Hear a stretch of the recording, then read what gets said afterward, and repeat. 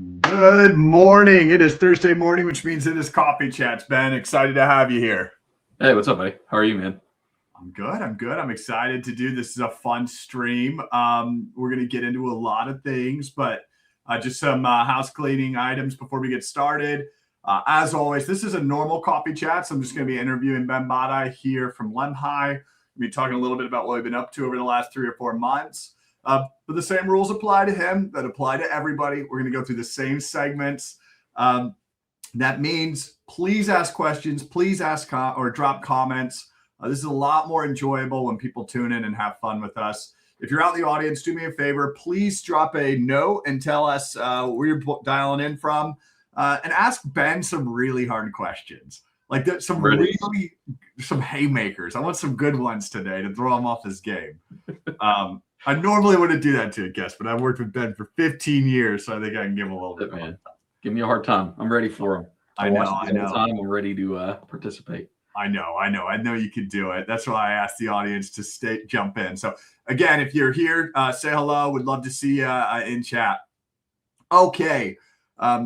Very simple to get started here, Ben. I always like to get to know the person on the other side. So I don't want your elevator pitch. I don't want your 30 seconds. I've done this.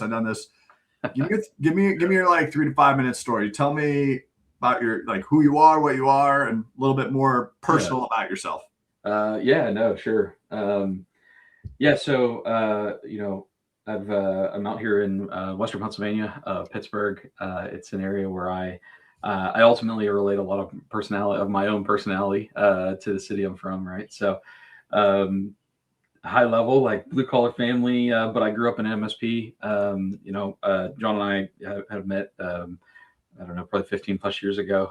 Back in the day, I was a college intern at the time at our MSP, both working in the help desk. That's kind of a little bit more of my career journey. Just about me personally. So I've always held a kind of a problem solving type of role in the organizations that I'm in. I like to think that I can do a lot of different types of things halfway well, but ultimately it all comes down to solving problems and choosing the right problems to solve. That's the seat I sit in here at Lemhi, just from a product management perspective. And of course, at a startup, there's no shortage of chaotic problems to jump into and solve every day. Just a little bit about me, like personally, diehard Pittsburgh sports fan, as we all are out here in Western Pennsylvania. I have a little daughter. She just turned 3 here a little bit ago. Takes up all of my time, and starting a new new company here with John, which is going to be kind of like my second kid here for a while. So that's a little bit about me. Look at our marketing guy. He's fishing for a compliment. They are very nice shirts. I'll give you the shout out. And we separated. I got the long sleeve. You got the hoodie. This is all I'm going to wear. All I wear is hoodies anyway. It's like 82 degrees here in Indianapolis today, and I'm out there in a hoodie. Yep. The brand, man. For the brand. They are brand. I think our backup plan is in a retail store because people keep wanting the hoodie. The hoodie is a hot commodity. No pun intended there. But they're getting a little bit of traction. Maybe at PAX 8 Beyond, you could come to our booth and beg, ask us for a hoodie, and we might figure it out for you. Yep. We got to get some intros. There's got to be an MSP out there that serves some fashion brands or something that we can get our name in front of. I think we're fashion brands a great backup plan. Let's get into some of your background. Now you said startups is in your DNA. I know these answers, but I'm curious to get your team. Maybe I don't know these answers. Know me as well as you thought. Yeah, I know. Why another one? Like what inspired you to do another startup? This is what round? I'll wait for that. And what round for you is it again? This will be technically, I think it's round 4 for me. Yeah. Back to our MSPs. I like you're pretty early in that business, so I would consider that a startup too. Colin called out the hoodies too. That's right, man. It is. We got to get the online store going. See, look, I'm telling you, we got to get the store going. Brett, I think I can find you a hoodie. Sorry, I'll stop popping up stuff if people saying it, Ben. Go ahead. Why another startup? Why another startup? Well, and so I think for me, you know, being able to actually be hands-on and make an impact in the people that we work with, right? I think is really important to me. You can do that at a bigger company. It takes a long time, right? And sometimes you get to roll the ball uphill, and you know, you can't get as deep in as yourself. And you know, I'm a doer by nature, and like I said, a problem solver by nature. So I think that's part of it. You know, if I go back to our space, like you know, my history, I've had all types of outcomes, right? Positive outcomes for me personally, positive outcomes from the business. They all looked a little bit different, right? So for me, like being able to take another try at it and ultimately put myself in a position to be able to own something start to finish, right, is really important to me. Which is kind of what I'm signing up for you know, the very far foreseeable future as we start this new business. Certainly, I hope. Yeah, yeah, let's hope. So that's, you know, that's part of it. Obviously, like the other thing would just be you know, working with good people. Like I'm super happy and super proud of the team that we put together here at Lemhi. That's not a startup thing, but it's part of it, right? Because you want to enjoy the people that you work with, and you can in the daily chaos of what a startup looks like, it makes everything downhill and makes things easier. All right, so that's probably the other bullet point I'd probably put on that list. Yeah, I mean, I stated it earlier on Tuesday. I said it's just the people that make me excited. I don't care what problem we end up solving. We just have a phenomenal group of people that we've aggregated here. Yourself being one of them, and many other people that maybe we'll get the opportunity to shine some time on the show here as we grow. Let's talk about building a thesis and like building a problem from zero, right? Like we're now 4 months in. So this is like basically brand new, right? Like basically brand new. I think 4 months in 5 years ago is way different than 4 months in an AI era. I'll just say that. Yeah. But let's talk about that thesis storming and forming and norming. Like what were some of your learning moments? You know, we evaluated lots of things. We all ultimately landed on one, but like, give me a little bit of that process. Give some insight into it. Yeah, of course. And real quick, we didn't do a great job here. Like, what is your role, and like, what is it that you do here, so that it maybe frames the yeah, that helps. Yeah, that helps. Well, and it does change day to day. Ultimately, I'm kind of our head of ops, I'll say, right. And the things that I think fall under that are, you know, a lot of things around the structure of the business, you know, but also primarily the product, right. Having that deep understanding of, you know, how do we put the right people in the right seats and start solving the right problem is ultimately kind of what I live in day to day. So. Yeah, maybe that frames the answer a little bit better. Yeah, I mean, for me, you know, 4 months into this, I think it's been a heck of a lot of fun, and I know there's a lot of shout outs to a lot of different folks out there in the space that you've had conversation with, that I've had conversations with, just talking about in particular, like how they are. The trends they're seeing around AI, how their customers are using them, how that story goes, what that narrative is that they're trying to bring to their customers, maybe what they're doing today, right? There's so many deep conversations there, not only about the kind of what the space is doing, but how individual businesses are starting to solve those problems that I think have really informed a little bit of our thesis here at Lemhi in terms of, you know, the product that we're building and how we're ultimately executing. So that's part of it. You know, I think you mentioned the process here too, and you mentioned like, you know, it's a very different world in 4 months with how fast we can go with AI. For anybody that's trying to tackle something that's, you know, big and nebulous and has lots and lots of data, for us, that data came in the form of lots of different industry reports, lots of different, you know, conversations we're having with like analysts, lots of different interviews that we're doing with MSPs, right? Trying to take all that structured data, all those different transcripts and all the different trends and all my individual notes from having all these conversations and putting it into something John and I both called the hive mind, which is all about this space, all about the problem, all about the individual people and how we're ultimately solving problems around AI for their SMBs. And then just riffing, just asking questions, just trying to find the right angle to the problem that we can really build around and we can scale around. And we haven't talked a ton about what Lemhi is at this point, and I know you've kind of framed it in a couple of conversations previously, but that's a little bit about the process, a little bit about the tools, and for anybody that's trying to work through kind of a big nebulous problem like that, things like Notebook LM or Copilot with dumping everything to a SharePoint drive, it's a game changer nowadays, and helps you go a whole heck of a lot faster. So no, we'll get there. We got 45 minutes. We got plenty of time. I get into like the behind the scenes. That's the fun stuff. Yeah. I'm curious. We did a lot of synthesizing, and of course, I was part of that process with you, and I had a lot of aha moments. There were a lot of, I don't know how to explain it, but like a core memory where something just clicks, and the way you think about a problem dramatically changes. Mm-hmm. I don't know, maybe you were open to sharing maybe one or two of those things where you had those core moments that click, some assumptions that you thought were wrong, maybe some aha moments that changed the way you considered how we're building or thinking at Lemhi. And so that's the first question. Let me just ask that question. I'll make it easy. I'll let you do that one first. So I think a big one, I don't think this will surprise any of the kind of MSP operator folks on the call. For me, as I'm looking at trying to solve problems around AI holistically,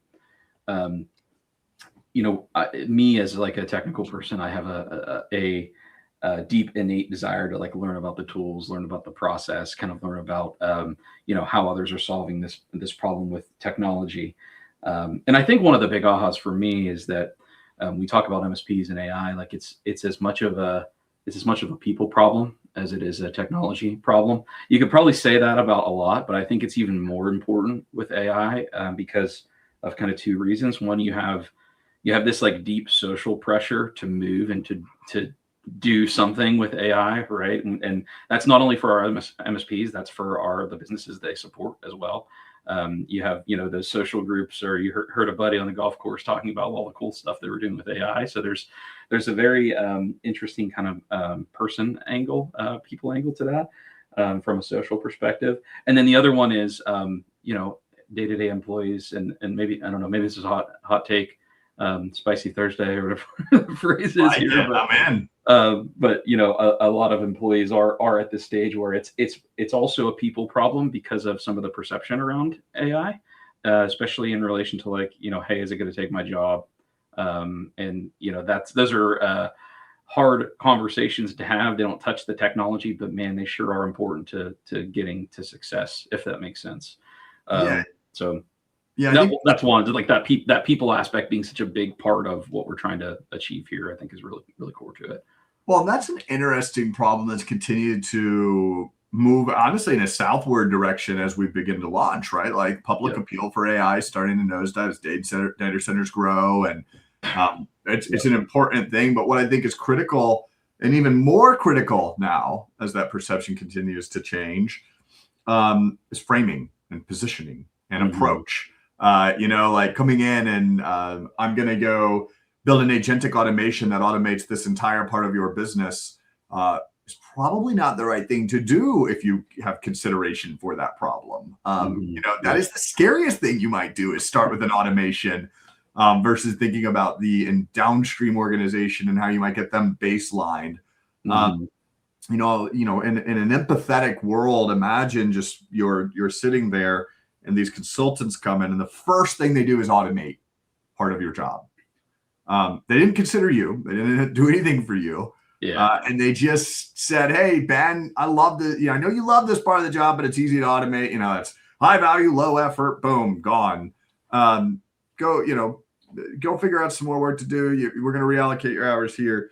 That versus, hey, Ben, tell me what you care about. Tell me what you like to do. Tell me how I can make you better. Tell me how we can give you 9 hours back in your life so that you can spend more time with your baby girl you mentioned earlier on the show. Like, it's the same outcome. It's just different framing. So that is one of my big ahas, is that we as an industry just have to get better at framing and positioning the problem. And it's the same answer at the end of the day, but it's a different narrative. Thank you, Brett, for the call out. Love that one here. There's an interesting, our head of success here at Lemhi, Mark mentioned the other day, this mindset around scarcity versus abundance. Right. And I think that's a really great way of framing it. When we think about abundance in your example, right, like abundance of time that I can spend on things other than work ultimately. But also we're definitely seeing it, especially in like, government types of business or government organizations and similar, where it's like, hey, we want to keep the people that we have, and it's not about keeping the people that you have. It's about enabling them to do more, right? How do we, if we have 100 employees and say we're going to automate 30 of them out of their job, why don't we look at it from the perspective of take those 100 employees and try to put them in a situation where they can do the work of 500 or 1,000, right? If that makes sense. And I think that's really core to like the kind of the framing of the conversation. To your point in relation to like how MSPs are starting to have some of those conversations. And then ultimately in my product brand, it's like, all right, how do we automating people is a challenge. Automating those conversations is a challenge is the way I should say it. So, how do we facilitate the right things? And we've started to do some of that with like, our frameworks and other things we're working through. So, yeah. Like it. We get a couple comments here. Colin jumping in. At a B2B level, the tech will continue to grow, but the framing will change. I think it will have to change. With the layoffs being the leading narrative across every news article and everybody's face. If we don't change that narrative, then we're going to have a real problem here in the next couple of years during these adoption streams, because there's real public resistance coming in. And the thing is, like, when organizations go through a healthy transformation, the frontier firms, as Microsoft terms it, they call it absorption. They don't even call it adoption. Absorption being this term where you deeply change the way that you work as a result of AI augmenting the things that you do. The companies that absorb are not in this like scarcity state. They're in this abundance state, and to your point. And so I love that framing positioning. And maybe Brett didn't frame this as a question, but a great segue into another question. Like MSPs need the help wrapping their hands around AI. Then they need to teach their clients how to do it safely. So I know one of our criteria specifically when we're looking at design partners, we want them to have gone through internal transformation first. Like, what are you seeing out there in this space, just to kind of not benchmark, but like if you're an MSP today and you haven't really began AI, like where do you put them in a plot chart in the space, like even internally? Yeah.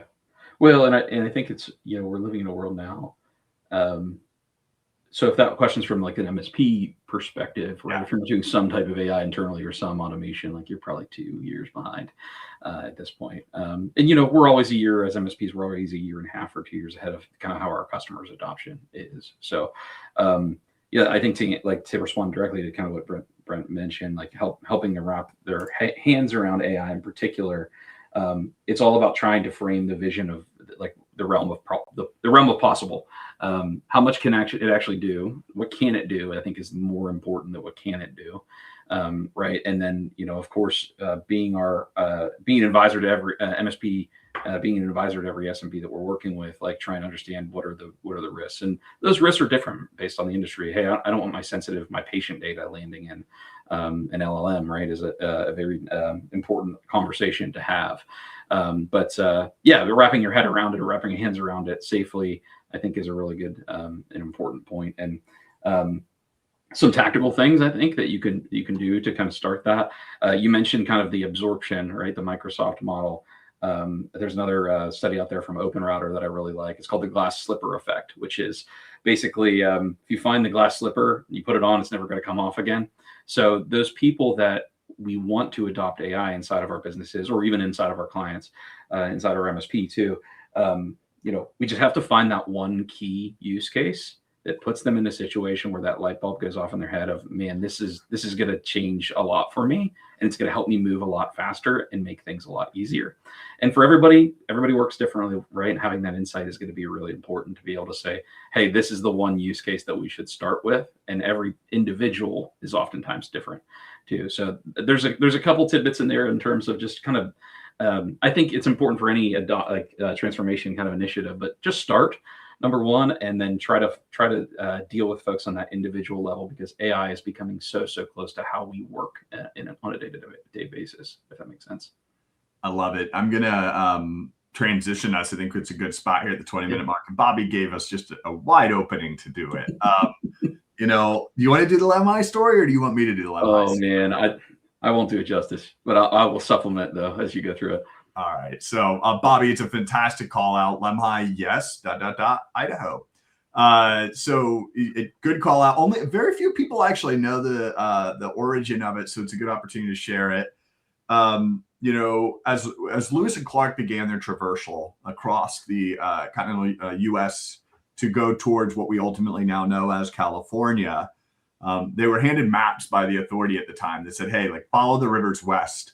And I actually learned this new tidbit from Tim, so I hope you're listening in. They apparently carried these massive, heavy boats because their assumption was literally that they were going to just jump on these boats once they got to the rivers and ride it all the way west. So they carried these huge iron boats because they just assumed that was the path forward. And that was a huge undertaking for this small expedition.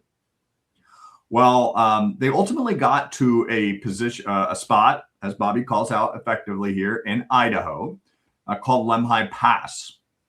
And Lemhi Pass precedes the Bitterroot Mountains. And the Bitterroot Mountain range is not just one mountain, it's a series of many, many, many mountains in front of them.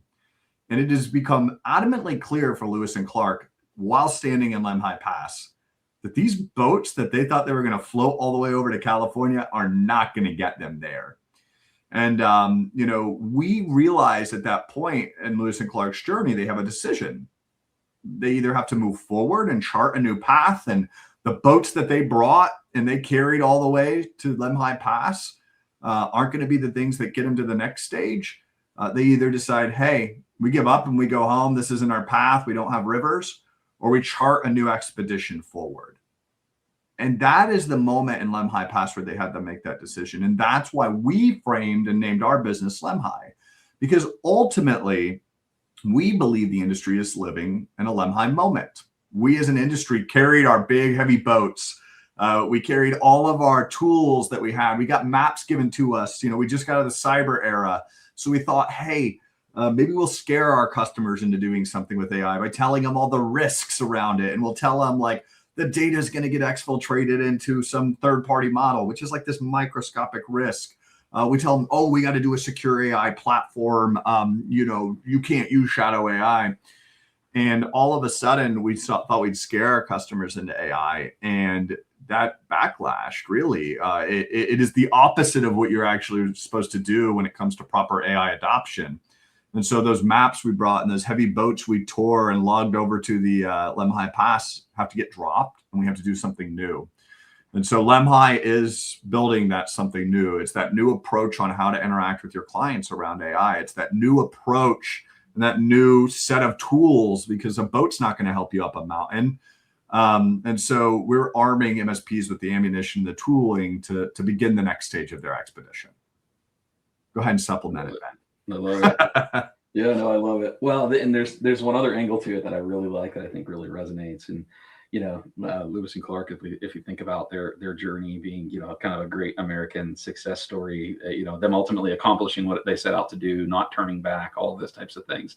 There's some good metaphors in there, but the one I also like is, you know, they set out as a group with, you know, however many 30 or 40 folks, but they continued to pick up people along the way, and they wouldn't have made it without a whole lot of people that they met during that journey, right? Yeah. And I think there's some good analogies there for us as MSPs, right? Just not being able to do it alone, relying on each other, relying on other people that are trying to achieve the same goal. And there's a great metaphor for our small businesses that we work with in the context of, hey, we can be those advisors, right, that help them that help them achieve those goals. And that journey was definitely not a straight line, to your point, when they reached the pass. And man, there was a heck of a lot of directions that they went, but they listened to the people in their circles. They relied on knowledge and expertise of people that had done it before, or they journeyed together and they found things out together along their way. So that's another angle that I really like to the whole story. Especially if you read about like Sacagawea and some of the other ones that were like so vital to that whole you know, part of history. I think it's a pretty cool parallel. Yeah, I mean, the name chef's kiss to Tim. I like Colin's call out here in the concept of letting go of our canoes. And so I think we might have to adapt that somewhere in the story. That's a great call out, Colin. And thank you, Colin, as your contribution as well, as we came up with the name. I know you worked a little bit with our team to kind of help us, view it from different lenses. And so we appreciate your insight on that too. All right. Well, what I spoke was a lot of hyperbole, a lot of storytelling, but it's relevant. Yep. Talk to me a little bit about what we do. Give me the elevator pitch. You're on the spot now, Ben. Go. Okay. How many seconds do I have? 60 seconds. Yeah. So ultimately, we want to be the MSP's tool and the solution to be able to solve AI problems inside of their small business clients. So what does that actually mean? That means helping MSP understand how their SMBs are adopting AI at any given time.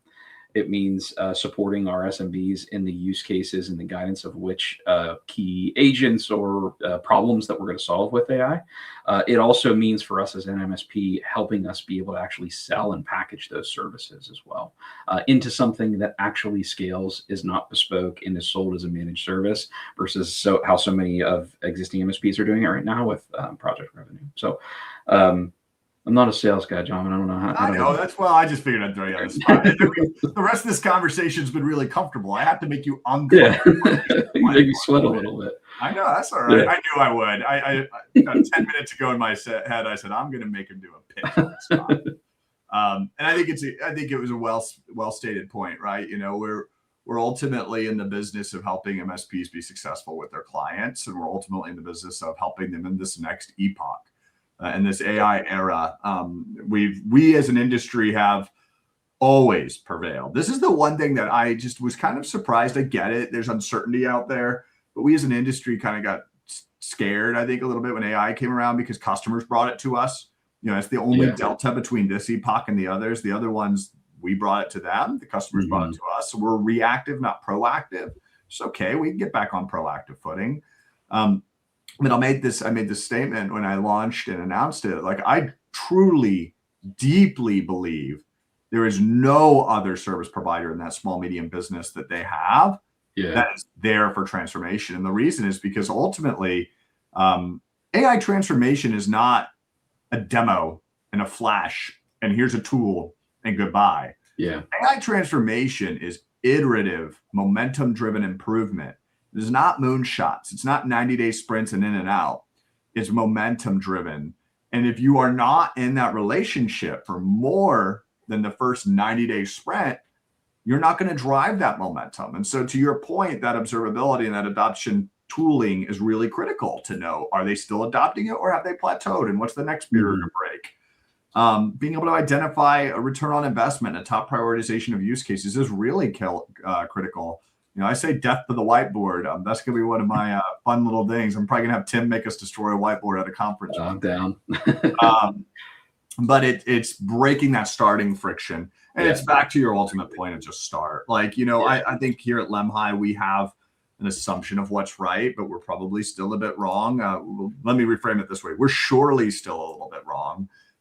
But we've decided to let go of the canoes and we're beginning to traverse the mountain. And we would love people to join us on that mountain expedition with us. So hence the mountains. So, all right. I don't like coffee chats being a big old pitch fest. I want to talk about some more learnings again. I want to dig in right now. We're limited selection on Lemhi partnerships. We are not GA for every partner out there in the world to join on and sign up. And that was with intentionality. We don't want to give people canoes to go carve a mountain, right? Like, we still have some mountain climbing to do ourselves as we learn with our partnerships. Send them down the rapids. Yeah, for sure. Yeah, exactly. And I want to be able to be defensible when we launch so that our partners are confident in what we've given them. So we're doing exclusive partnerships right now called design partnerships, and we're limiting that cohort and we're asking people to apply, which is a very different thing than a normal SaaS company would, but we're doing it because we care about the partners and we want to make sure they're successful. So, hey, Bobby, feel free to apply at the end of this. We'd love to see what you guys are dealing with and at least have a conversation. So these design partnerships are intensive. They are not, here's a SaaS tool and adios. It's embedding ourselves in their business and helping them be successful. Yeah. So in the spirit of what we learned when we built the Hive Mind and we did our discovery, what did we learn from our design partners so far? We're more than a month into this process with at least a couple of partners. Yeah, of course. What are some of our first aha moments? And I'll share some of mine. Yeah. I think, one thing I mentioned earlier is that, AI is as much as a technical problem as it is a people problem. I think that's been really reinforced, I think, through those design partnerships. And that is especially true for our teams inside of the MSP, right? Mm-hmm. Being able to support them just in the context of this is a new thing, and it's not a technology that is like anything else that the MSP is selling, right? I think that really focusing on, going back to my product brain, ensuring that we're really handling that persona well inside of the product. So being able to support, the verbiage I use a lot that really seems to resonate with folks is like this AI color by numbers kind of type of structure, because I can put anybody in inside of my account management team or inside of my MSP sales team and be able to inform them and have them kind of walk through a structure that gives them all the tools that they need to have informed and valuable conversations with their SMBs about AI. So I think that's a learning. I think it's an enforcement of a learning or enforcement of something that we kind of knew. And then, we're trying to kind of artifact that in our tooling and how we're actually having that conversation. And the other thing I'll mention that I think is maybe a newer trend that I'm noticing is, especially when we talk about our SMB customers, there's not a lot of folks, at least right now, that are willing, that oftentimes are not as willing to admit that they are not far along the AI adoption curve as they actually are. Yeah, that's a good one. So when I think about, a professional services firm, like a, accountant, a lawyer, a dentist, whatever, right? Because of this social pressure that I talked about earlier, it seems like so many of them, one of the questions we ask is like, how comfortable are you with AI, 0 out of 10? I think the numbers are skewed a little bit farther higher than reality in a lot of cases, because they feel that social pressure to like, hey, I need to keep up. So there's a reset or a reframing of expectations of where are you actually in your journey and what are the things that you've tried, and then how do we take all of that energy and that time that you put into those things, put it at the right use case, and help you go chase it down, get the outcome, right? The return on investment around AI. So. Those are two. Hopefully, I didn't steal any of yours. I know we've talked about a couple of those from a design partnership perspective, but I'd be curious to hear yours, John. It's, a month or so into it. Yeah, I think you nailed a couple. I think the people thing is what's probably tripping us up as an industry the hardest, because we haven't been great at being partners with our customers. Well, we've been partners. Let me reframe it this way: we haven't been great at helping our partners business. We've been great at helping keep their business afloat, or not afloat, but alight, and supporting the office. But we've never really leaned into helping their business. And that's a new motion, but I think it's where we're headed. I don't think it's an option. You could choose not to today. You could surely probably even get away with choosing not to tomorrow, maybe in the next year. I don't think you get away with it in 2 or 3 years. That's kind of a real aha that I'm having, is like, this isn't an option. It's the new bare minimum stake, or it's the new what am I trying to say here? Stake basics. I don't know. I can't get the word out. Table stakes. Table stakes. That's what I'm after. You've worked with me for 15 years. It's the table stakes. It's not the table stakes today, though. And I'll give MSPs a pass. It's probably not even again the table stakes in 6 to 12 months, but it's the table stakes after that. The other thing that's kind of shocked me and surprised me is when we're going to these clients, there's an expectation that we were already doing this. And this doesn't surprise me. That's a good one.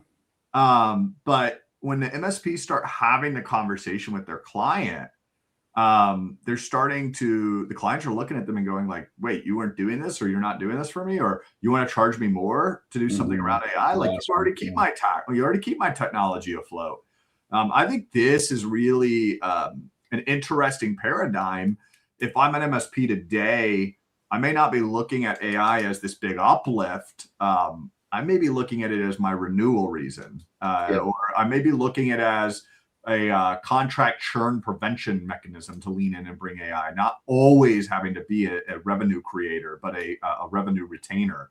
Now, on the flip side, the prospecting value of AI right now is through the freaking roof. I had a great conversation with one of our design partners last night who brought up the point, and it was a good aha. You know these things, but love when you hear it reinforced. He said, when I was growing my MSP 6 or 7 years ago, we'd run dark web scans and we'd bring that to the meeting. We'd, give them all the cybersecurity areas in their space, and they were buying because they were scared they were going to get hacked, or they were scared they were going to get popped. Because think about it, back then, every Forbes News article was another company getting popped. Every Forbes News article now is every AI. So in their head, they're thinking, oh my gosh, I've got to solve for this problem. Well, now, if you're in a prospecting conversation, the dialogue should be AI is table or IT is table stakes. What are you doing with AI and how can we help you? And I'm hearing that light up discussions and move funnel quicker than ever. Before we move on, I know, well, Ben, go ahead and comment on that. And I want to pull some prompts. I was just going to say, like having a seat at that table and that discussion is really, really important. And, it's an entirely different world when we compare it to something like the security side, right? Where we're trying to, sometimes those are conversations around, risk management and things that are a little bit less tangible in terms of an ROI for our customers. And they don't like having those conversations. Like it's like pulling teeth. Whereas AI, like to your point, right? They're seeing it in the news, they're seeing it in their circles. That really helps drive the prospecting side, like you said. So I want to bring in a couple comments here. Yep, Brett, as always, you bring gold to the show. Welcome to being an active learner. We are in that active learner state. And the way I actually try to empathize it is one of those core memories I had again, and this is more like a decade ago. I remember that you of all people will actually know this story. I remember sitting in the extended space at actually TP when we had expanded in that area. We had the ping pong tables up and the cubicles back there. And I remember pulling up Azure, or it wasn't even Azure bot. It was AWS infrastructure, and looking at it and going, what is this? You and I were on our contact center company at that time. We were literally bringing I had a long table over here. We had PowerEdge 1950s all the way along the wall. And I would take a disk and I would put it in and I'd install PowerEdge and I'd, configure it. And then I'd move on to the next 1950. I mean, that's what you did. So what the field guys, they'll put it in the colo, right? Yeah. Chad, go deliver it out. Yep. And I remember looking at these docs and I remember being in a state of paralysis almost, like, what is this? Like, I know plugging in disks to a 1950. I don't know software defined cloud infrastructure. Like, what is this going to be? And so to Brett's point, like I share that story because everybody has that story where they were like scared for a minute of like the change. But we're here. It's 2026. I don't have a wall of 1950s. I've got cloud down. And 2 years ago, I had that same level of apprehension with AI as I started looking at the spec docs and thinking, I don't know what this is. How am I going to do it? And I'm here and I'm using it. So it's just a constant reminder. So bring a few last points. Brett's got to go. I'm sorry. It's good to see you, Brett. I went really far on this. I'm excited to see you. Come see us at PAX 8 Beyond. I hope you're out there, Brett. Last kind of points, Colin, and then I want to pull in Chad's points. Relationship and personal taste will be the base of who MSPs can trust. The two of you know the world well, and they know you well. Well, I appreciate that, Colin. That's a very nice statement. Thank you for jumping in there. And then the last thing I'll say here is I like Chad's point. We landed a new client last week largely on their confidence we can guide them along with AI in their business. It's already become a choice driver. Chad, if you're still on stream, I would love to connect off stream and talk to you about this and just like get your insights and what you're learning. I'm so aligned with you. It's not even funny. But I see a sick little gaming laptop in your picture back there too. So we can talk like gaming. I like the purple fans and the CPUs going on back there.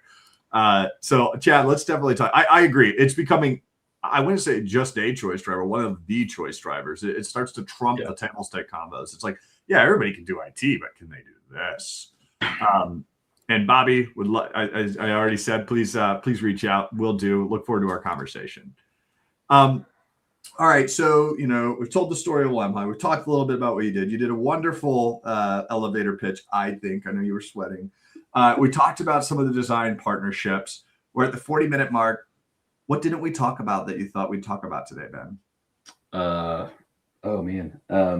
Everybody gets stumped on this question. Yeah, I mean, this is a good one. Like I think I think one area that might be interesting for the folks watching is just like the level or the flavors of AI that we're kind of seeing right Sure, now. let's do it. Yeah, let's. What Around are we seeing in the real world? Yeah, I like that. yeah, I think that one would be good to talk through. Well, especially because, one important trend that I think that we're seeing in the conversations that we're having is that every SMB, regardless of size, they can be at different levels of the adoption curve, right?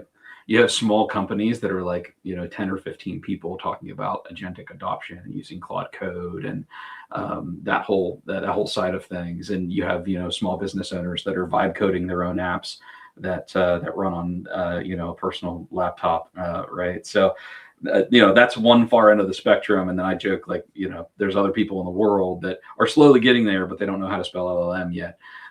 So I think there's a world where, how do we try to meet customers where they are as well here too? And that ties back to the tooling and how do we make sure that we have plans in place to be able to actually support them all along that adoption curve. And then, I say that knowing that in 3 months or in 6 months, there'll be a new thing that we need to go figure out. And to your earlier point, that's why I think we're seeing a lot of structure around how do we make this an ongoing engagement versus something that's, project based or more like bespoke, right? If that makes sense. So I don't know if there's anything you want to double click on there. I think that might be an interesting.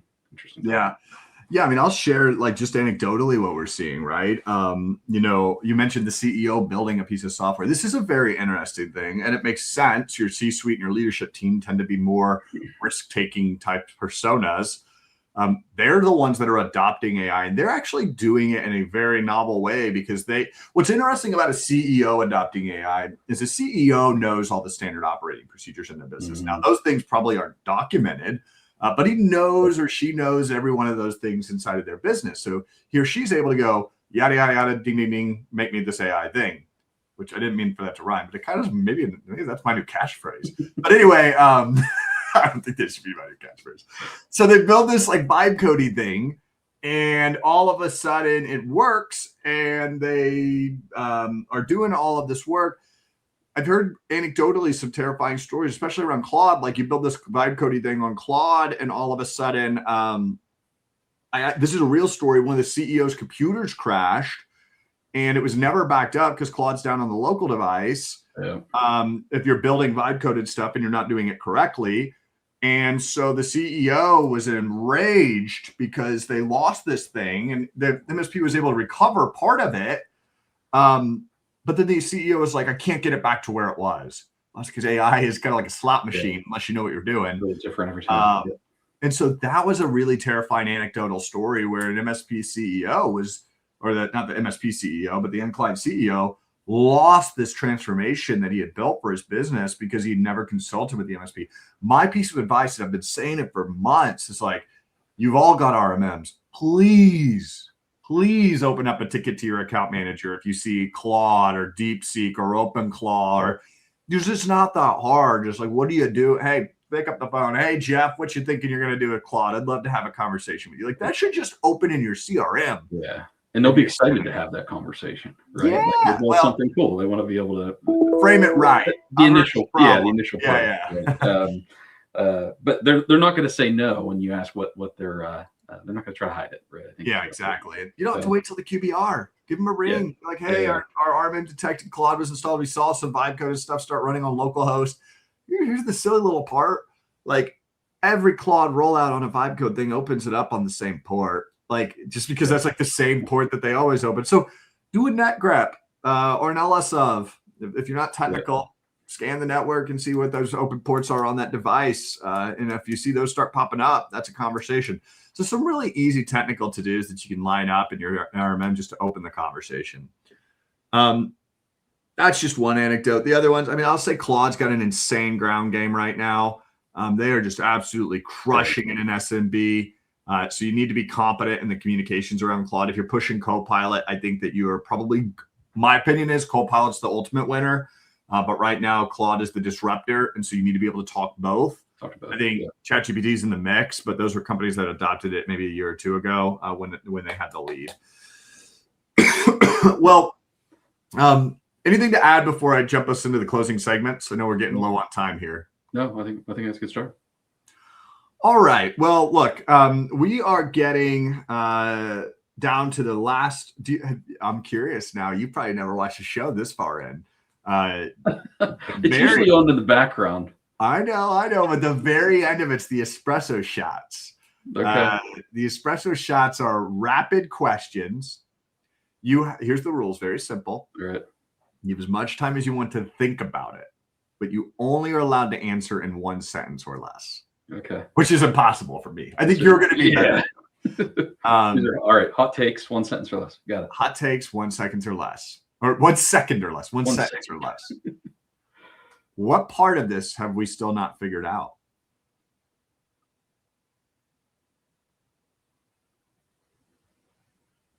How to scale it across every type of customer. That's a great point. Where do you think that MSPs are at the most risk of being wrong right now? Oh, man, that's a good one.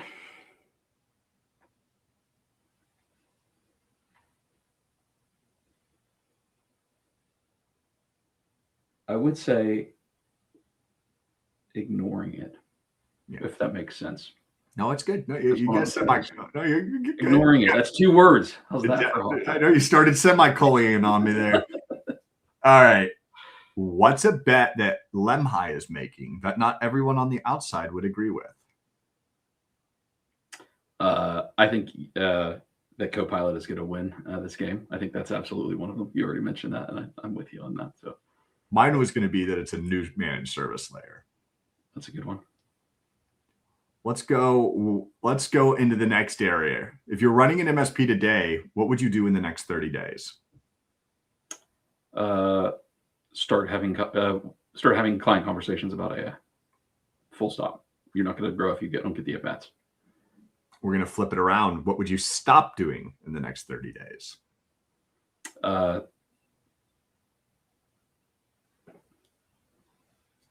Probably hear this a lot.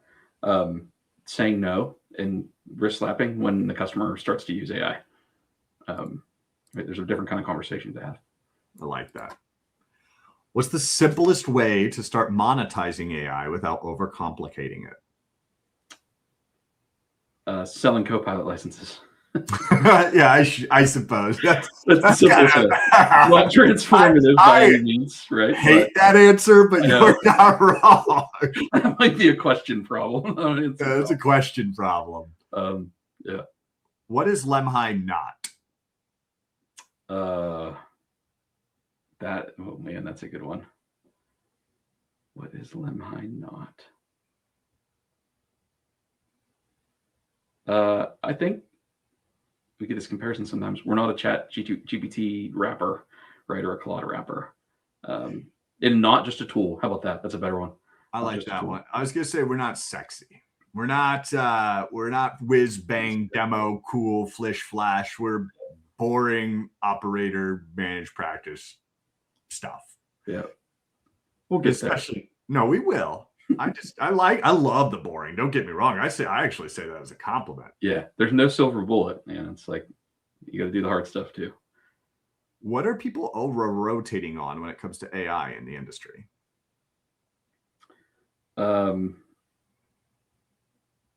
Right now, probably agents, right? I'm with you. Who are like, got to get the rest of our teams to catch up. Yeah, lay the foundation before you build the next layer. Exactly. I agree with you.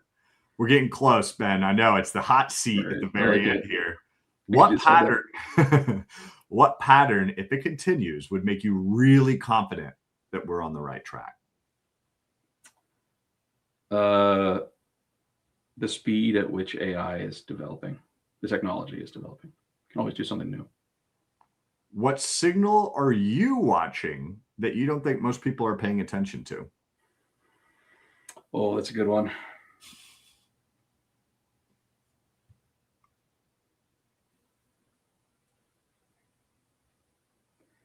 I'm looking at the AI providers that are not the ChatGPTs and the Claudes of the world, if that makes sense.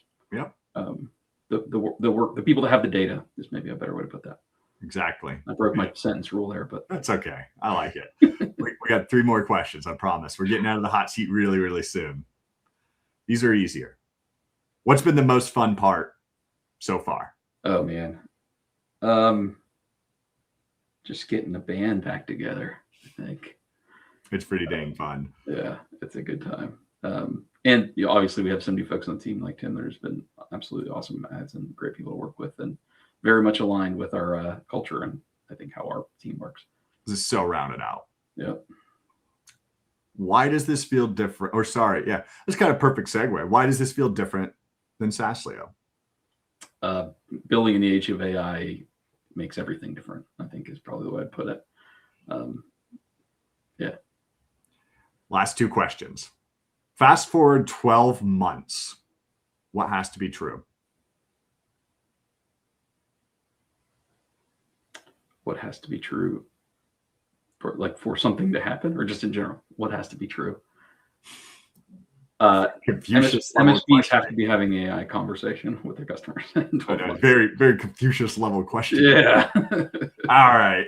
Your last one and you're on the hot seat, but this one feels like a low hanging fruit.